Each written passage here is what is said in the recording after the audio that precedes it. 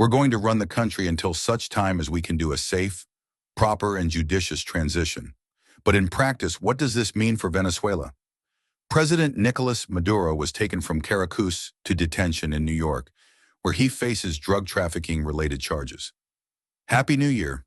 BBC Verify identified 5 locations that were targeted, including Maduro's compound. And as the operation played out, President Trump and colleagues watched on. He called it stunning.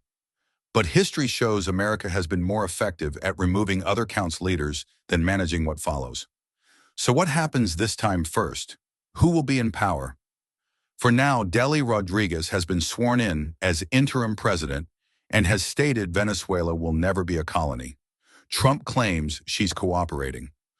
Or there's opposition leader Maria Corina Machado.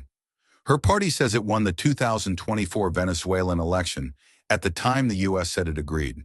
But on Saturday, Trump said this: "Oh, I think it would be very tough for her to be the leader.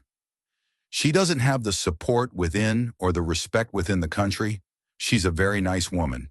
It appears a Venezuelan will still lead Venezuela, but in the short term at least, they'll be approved by the U.S.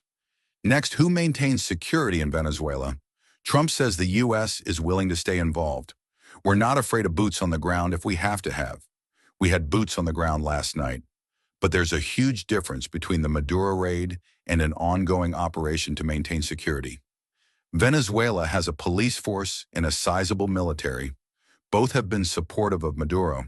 It's not clear if they'll now cooperate with the U.S. or what Trump will do if they don't. Then there's who controls Venezuela's oil.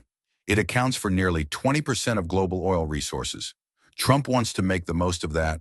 We're going to have our very large United States oil companies, the biggest anywhere in the world, go in, spend billions of dollars, fix the badly broken infrastructure, the oil infrastructure, and start making money for the country. But it's not just money for Venezuelans. Trump says this oil wealth will go to the U.S. as reimbursement for damages caused by Venezuela. It's not clear how this works, but it is clear that Trump intends the U.S. to control the production and income of Venezuela's oil industry. None of this is normal for a sovereign country, and there are apparent contradictions here.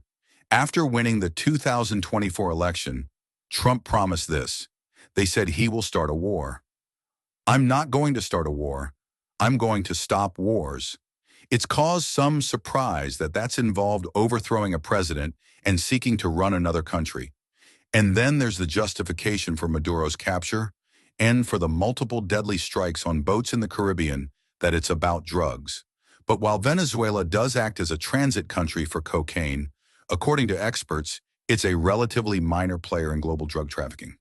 Also, Trump recently pardoned a former president of Honduras who was serving 45 years for crimes related to drug trafficking. But if there are apparent contradictions, perhaps there's consistency too. Trump has repeatedly been explicit about wanting to take territory and resources from others. Katie Miller is a former administration official and wife of senior Trump advisor Stephen Miller. She posted this